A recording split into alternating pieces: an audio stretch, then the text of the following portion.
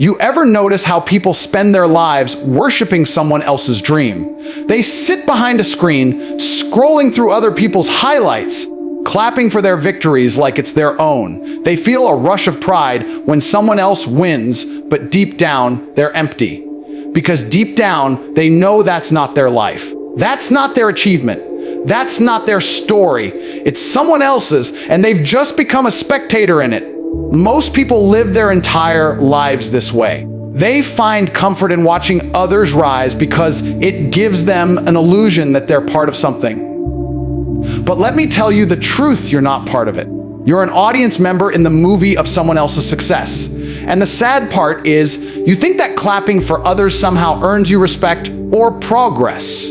You think by cheering for them, liking their posts, quoting their success, you're aligning yourself with greatness. You're not. You're distracting yourself from your own lack of movement. You're clapping to hide the sound of your own stagnation. You're cheering to forget that you haven't moved an inch toward your goals. That's the cold truth people avoid. It's easier to idolize than to act. It's easier to celebrate others than to confront your own inaction. The world conditions you to do this from day one. You're told to admire, not to achieve. You're taught to follow, not to lead. You're encouraged to watch, not to participate.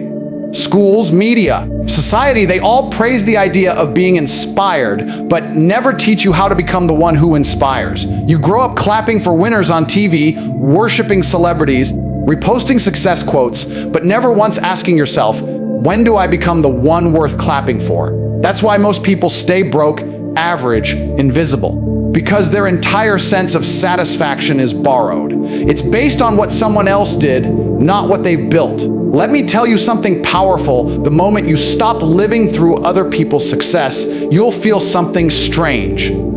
It's called discomfort. You'll feel empty because all the fake pride you used to feel from clapping is gone. You'll feel lost because you realize you've spent years celebrating others instead of building yourself. But that's the best moment of your life because that's when truth hits. That's when you see the difference between the consumer and the creator, the fan and the fighter, the one who watches and the one who wins. You've got to understand that energy is limited. Every ounce of admiration you give away without action drains you. You're transferring your drive to someone else. You see them winning, you feel inspired, but then you do nothing. That emotion fades and you go back to your old life. That cycle kills ambition. You've got to catch yourself in that moment, the moment you start celebrating others more than you celebrate your own small victories. Because that's how the system keeps you weak. It keeps you entertained, not empowered. It wants you clapping, not climbing. Winners don't clap for too long. They might nod once, acknowledge greatness, but then they get back to work. Because they understand something you don't. Success isn't contagious by observation. You can't absorb power by watching it. You can't inherit greatness through applause. You only earn it through repetition, discipline, and obsession. You can study the best, learn from them, respect them, but don't worship them. Use them as mirrors, not idols. Ask yourself, what are they doing that I'm not? What habits built that success? Then take that information and turn it into action. Because you'll never join the winners until you stop treating them like gods and start treating them like examples. The truth is, you've got the same 24 hours they do. You've got the same access to information, the same ability to move, to grind, to fail, to rise. The only difference is they acted when you hesitated. They sacrificed when you procrastinated. They stayed focused when you got distracted. And now you clap for them, but that could have been you. Every time you see someone doing what you wish you could, that's a reminder that it's possible. They're not superhuman, they're disciplined. They didn't wait for motivation, they built momentum. They didn't watch success, they created it. You've got to stop using other people's victories as emotional entertainment. Stop living through them like their success validates your existence. It doesn't. The only thing that validates you is progress. You don't have to be a millionaire overnight. You just have to start doing something that belongs to you. Something you can own. Something that when it wins, you don't clap, you smile because it's yours. That's the difference between living through others and living for yourself. People think admiration is harmless, But it's not. It's addictive. It numbs your hunger. It convinces you that inspiration equals movement. But it doesn't. Real winners use inspiration as fuel, not fulfillment. They don't sit around admiring others. They take that spark and use it to light their own fire. And when they win, they don't need applause because their success is the only validation they crave. So stop living through other people's achievements. Stop letting their progress distract you from your potential. You can't build your empire while you're busy cheering for someone else's throne. You've got to pull that energy back into yourself. Focus it, channel it, turn it into something real. Because the moment you stop clapping for others and start competing with yourself, the entire game changes. The world is divided into two kinds of people, spectators and players. And most people don't even realize which side they're on. They think they're part of the game because they talk about it, they analyze it, they post about it. But they're not in it, they're watching it. They're the audience, not the actors. They sit on the sidelines, observing life like it's a sport, shouting opinions about the players who actually have the courage to step into the arena. That's the psychology of spectators. They want the thrill of victory without the risk of loss, the feeling of achievement without the price of effort.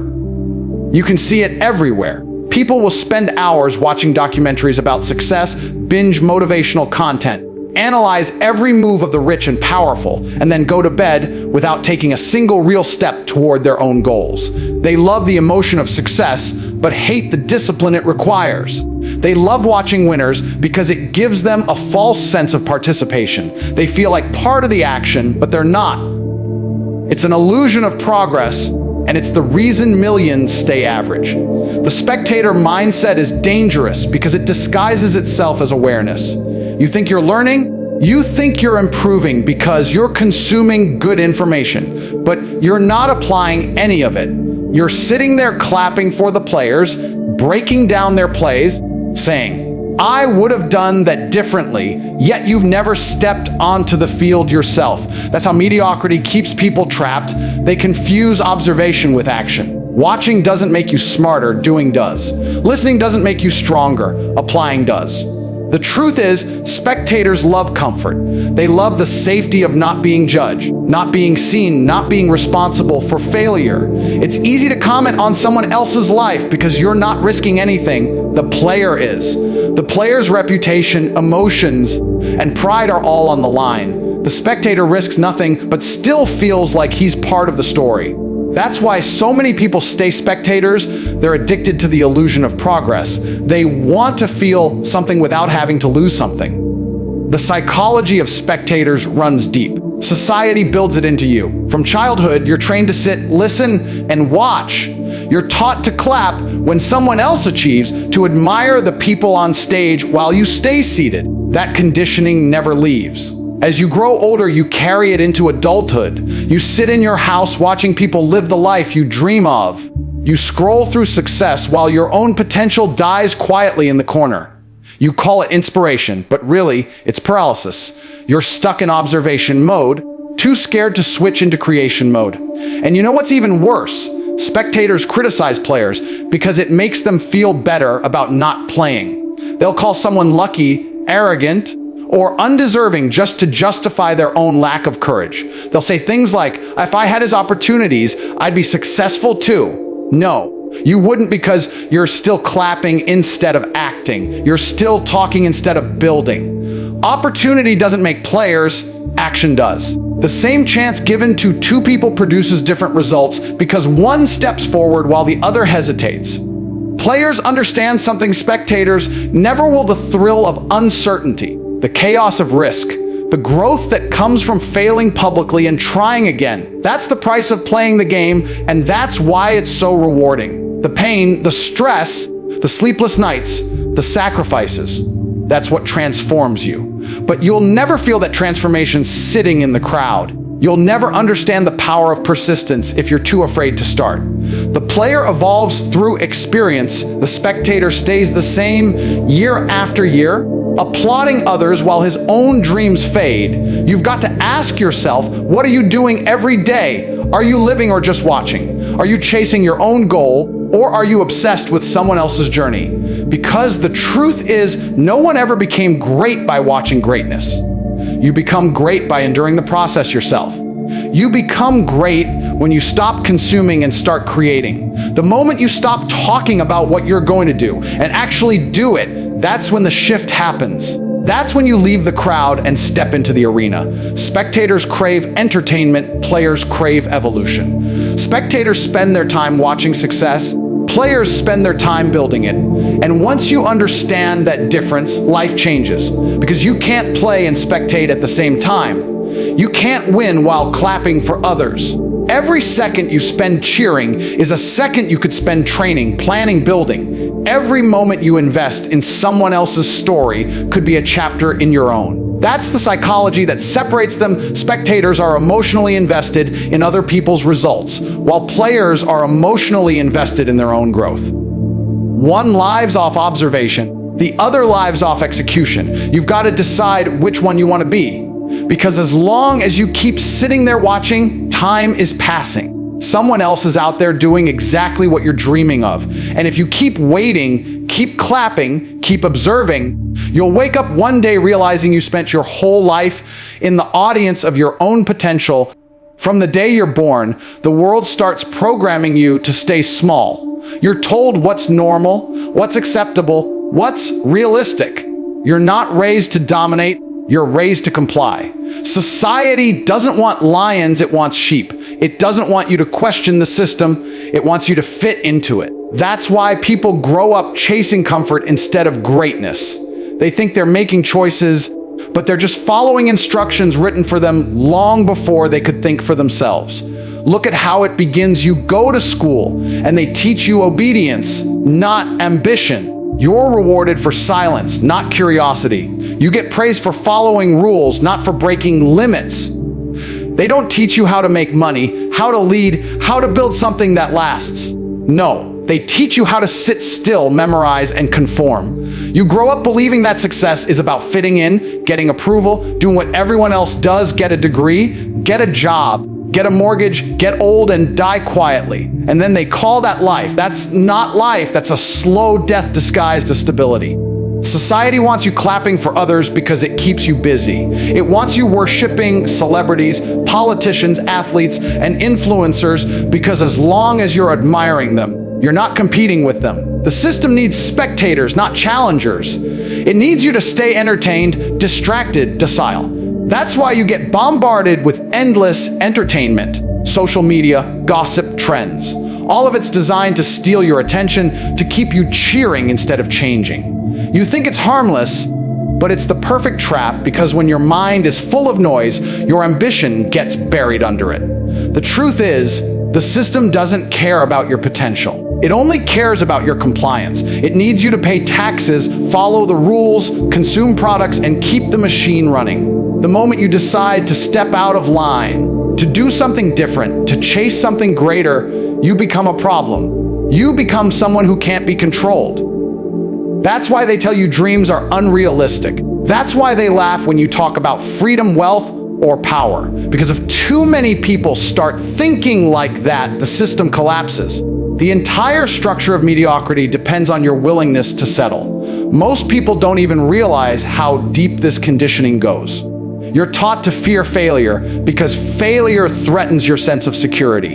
You're taught to envy the successful instead of learning from them. You're taught to be humble, but what they really mean is, don't try to be more than others. They disguise it as morality, but it's control. You're programmed to feel guilt when you win, to feel shame when you want more, to feel greedy when you chase freedom. And so, you stay in your lane. You clap for those who break the mold because you've been convinced that you can't. Think about it. When was the last time you did something uncomfortable just to grow? When was the last time you ignored the system and trusted your instinct? Probably never, because from birth you were trained to avoid discomfort. That's why people settle. That's why they trade ambition for security. They'd rather feel safe than feel powerful. They'd rather survive than succeed. They live in fear of rejection, judgment, risk, all the very things that create winners. And so they settle for mediocrity and call it happiness. They convince themselves that it's okay to be average, that not everyone can win. That's the biggest lie of all. Because the truth is, everyone could win, but not everyone will. Not because they can't, but because they've been taught not to try. The system doesn't chain you with walls or bars, it chains you with comfort. It tells you that as long as you have enough to survive, you should be grateful. But the people who change the world aren't grateful for average. They're hungry for more. They're not satisfied with enough. They want to see how far they can go before they break. That's what separates them from the crowd. Society trains you to chase the illusion of success instead of the reality of it. It tells you to buy things to look successful rather than build things to be successful. You're told to follow trends instead of starting movements. You're rewarded for blending in, not for standing out. The irony is, the same people who tell you to be realistic are the ones clapping for billionaires, athletes, and innovators who ignored that same advice. They celebrate the rebels, but they punish rebellion. That's how they keep you in the loop, admire the brave, but never become one. You've got to see through the game. You've got to understand that everything around you is designed to keep you satisfied but stagnant. Your comfort zone isn't a safe place, it's a cage. Every time you settle, every time you say, maybe later, every time you choose security over progress, the cage gets tighter. You start to forget what freedom even feels like. You stop thinking big. You stop trying. You stop living. And one day you wake up realizing the life you're living was never yours. It was designed for you by a system that benefits from your obedience. Breaking free from that takes awareness and aggression. You have to unlearn everything you were taught about success. You have to stop thinking like a worker and start thinking like a creator. Stop asking for permission to be great. Stop waiting for validation from people who've already given up on their own dreams. Because the moment you start questioning the rules, you realize most of them were written to keep you average. Everyone wants to win. Everyone wants success, freedom, respect. But when it comes to taking that first step, most people freeze. They talk about their dreams like they're waiting for the perfect time, the perfect plan, the perfect confidence. That moment never comes. The beginning always feels wrong. It's messy, uncertain, uncomfortable. That's why most people never start. They want the result, not the process. They want the reward without the pain. But the truth is, the pain of starting is the price of transformation. It's the toll you pay to leave the crowd and join the few who actually make something of their lives. Starting hurts because it exposes you. You go from invisible to visible. You go from comfortable to vulnerable. People start noticing you, judging you, doubting you. And that's when your mind starts screaming, what if I fail? What if they laugh? What if I'm not ready? That fear kills more dreams than failure ever could. But here's the thing, nobody's ready. Not one person who made it was ready when they started. They just moved anyway. They decided to face the pain instead of running from it. Because starting, even imperfectly, is better than staying safe in the comfort of nothingness. When you first start something new, you'll feel alone.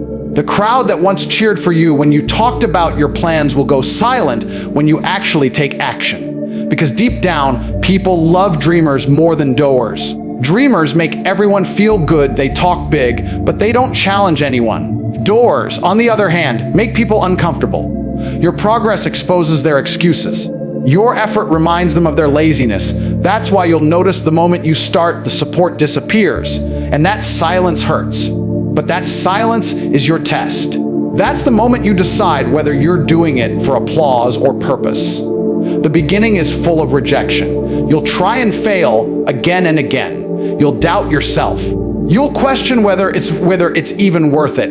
You'll look at others who've already made it and wonder if you're wasting your time. But that's the illusion of comparison. You're looking at their chapter 20 while you're still writing chapter 1. You can't skip the ugly parts. Every champion you admire started there too. Every empire began with someone alone, struggling, misunderstood, and broke.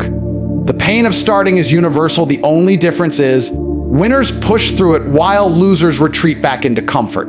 And here's what most people never understand. That pain you feel in the beginning, that confusion, that chaos, that fear, it's not punishment, it's growth. It's proof that you're doing something real. It's the resistance that builds your strength.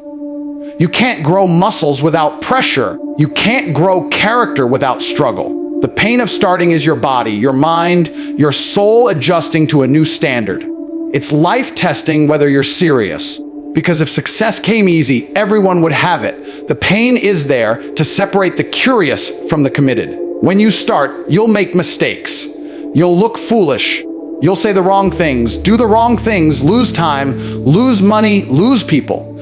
But every mistake you make in the beginning becomes the foundation of your mastery later. Every failure gives you information. Every setback gives you strength. Every bad day sharpens your focus. You can't become unshakable without being shaken first. That's why the pain of starting isn't something to avoid, it's something to embrace. It's the sign that you finally stopped watching and started building. Most people will never understand how heavy that first step is. It's not just about action, it's about identity. You're becoming someone new. You're leaving behind the old version of you that was lazy, doubtful, scared. That version dies the moment you start, and death hurts. You mourn your comfort, you mourn your excuses. But you have to, because you can't bring your old self into your new life. The person who starts is never the same person who finishes. The start breaks you, the journey builds you, and the result transforms you. You've got to stop waiting for the right time. You've got to stop waiting for confidence. Confidence doesn't come first, it's built by surviving the pain. You earn belief in yourself by showing up every day, even when you're tired, even when no one's watching. You build certainty by proving to yourself that you can handle discomfort. That's what the beginning is really about, not perfection, but persistence. Because once you start, momentum takes over. The pain doesn't go away, but you get stronger. What once terrified you becomes normal. What once felt impossible becomes routine. That's the beauty of starting. It teaches you that fear isn't a wall, it's a doorway. Starting will test everything: your patience, your faith, your discipline. You'll want to quit not because it's impossible, but because it's lonely. You'll crave validation. You'll look for shortcuts. You'll question your worth. But remember this: every winner you've ever admired felt that same pain. They just decided not to stop. They pushed through it until the world had no choice but to notice. The difference between the man who wins and the man who watches is that the winner chose to keep going when it hurt the most. So when you start and it feels like everything's falling apart, when it's painful, when it's quiet, when no one understands you, that's when you're on the right path. That's when life is testing whether you're ready to leave the crowd and join the few. The pain of starting isn't the sign of failure. It's the proof that you've finally stopped being a spectator. Everyone talks about motivation like it's some kind of magic fuel. They wait for it, chase it, depend on it like one morning they'll wake up inspired and everything will change. But that day never comes. Because motivation is a liar. It's a fleeting emotion that fades the moment life gets uncomfortable. Discipline is what separates the talkers from the doers, the dreamers from the winners. Motivation makes you start. Discipline keeps you moving when the excitement is gone. You can watch all the motivational videos in the world. You can read every quote, follow every guru. But if you don't have discipline, nothing changes. Motivation gets you hyped. Discipline gets you results. Motivation says, I'll start tomorrow. Discipline says, I'm doing it now. Motivation disappears when you're tired, when you're stressed, when no one's clapping. Discipline stays when everything around you falls apart. That's why real men, real achievers, they don't care about being motivated, they care about being consistent. Discipline isn't glamorous. It's not loud or dramatic. It's boring. It's repetitive. It's lonely. It's waking up early when no one's watching. It's showing up when you don't feel like it. It's doing the same hard thing every day without applause, without validation. And that's exactly why so few people have it. Because everyone wants to feel good, but no one wants to grind through the days when it doesn't feel good. The truth is, success isn't about emotion, it's about endurance. Winners don't rely on moods, they rely on systems. They don't wait to feel ready, they act regardless of how they feel. Discipline is doing what needs to be done even when you don't want to do it. It's ignoring your excuses, your feelings, your fatigue. It's forcing yourself to move when your mind screams to rest. That's where real power comes from. The ability to control yourself when everything inside you wants to quit. That's strength. That's what makes you unstoppable. People think discipline is punishment, but it's not. It's freedom. Because when you're disciplined, you don't depend on emotions, you don't depend on luck, you don't depend on anyone. You become your own master. Motivation fades the moment life punches you in the face. One bad day, one setback, one failure, and most people stop. But discipline doesn't care. Discipline doesn't need good days. It doesn't need comfort. It doesn't need approval. It just needs direction. When you're disciplined, you move whether the sun's shining or the storm's raging. You keep pushing, not because it's easy, but because quitting isn't an option anymore. Discipline builds momentum, and momentum builds success. Once you have that rhythm, nothing can stop you. The funny thing is, people always ask successful men how they stay motivated. They don't. They just stay disciplined. They've trained themselves to act automatically, like breathing. They've built habits that don't rely on emotion. You think they're motivated every day. They're not. They just do it anyway. That's the difference between average and elite. Average people stop when they're tired. Elite people stop when they're done. Discipline is forged in silence. It's built in the moments no one sees. When you say no to comfort, no to laziness, no to weakness, that's when you sharpen your edge. Every morning you show up, every time you keep your promise to yourself, you're building armor. And that armor protects you when motivation fails, when life hits hard, when everything feels heavy. You become solid, reliable, dangerous, because nothing external controls you anymore. You move by choice, not by emotion. The truth is, motivation will never take you far. It's easy to be motivated when life is good, when things are exciting. But what about when it's not? What about when it's dark, when you're broke, when you're tired, when you feel invisible? That's when discipline saves you. That's when you show yourself who you really are. Because real strength isn't built in moments of inspiration, it's built in moments of resistance. Discipline is the bridge between wanting and having. Every man who has achieved greatness has lived through seasons where motivation was dead. But they kept moving because they had trained themselves to move regardless. They didn't wait to feel ready, they were ready because they showed up every day.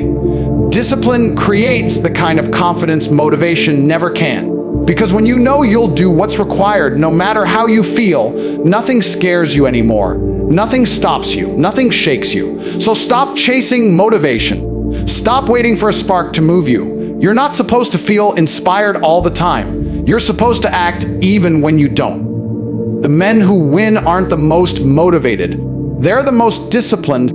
There's a point in every man's life where he has to decide, will I keep watching or will I become the one worth watching? Will I keep clapping for others or will I make the world clap for me? Because every time you cheer for someone else's victory, you're reminded that you haven't built your own yet. And that feeling inside, that burning mix of envy and admiration, that's not weakness. That's your potential screaming at you to wake up. It's life telling you that you're meant for more than being a spectator. Becoming the man people clap for isn't about fame, it's about dominance. It's about mastering yourself to the point where you no longer need validation. It's about becoming so disciplined, so focused, so relentless that success becomes your natural state. Because the truth is, the world doesn't respect words, it respects results. No one claps for the man who talks, they clap for the man who delivers. And when you stop chasing applause and start chasing excellence, that's when everything changes. The first step to becoming that man is to stop caring about being liked. Most people are too soft to lead because they crave acceptance. They want everyone to understand them, to support them, to approve of them. That's weakness. You can't be extraordinary if you're addicted to validation. You've got to be willing to stand alone, to be misunderstood, to walk paths others fear. The man people clap for is the one who doesn't need the clapping. He's too busy winning to hear it. You become that man through discipline, through obsession, through consistency that borders on insanity.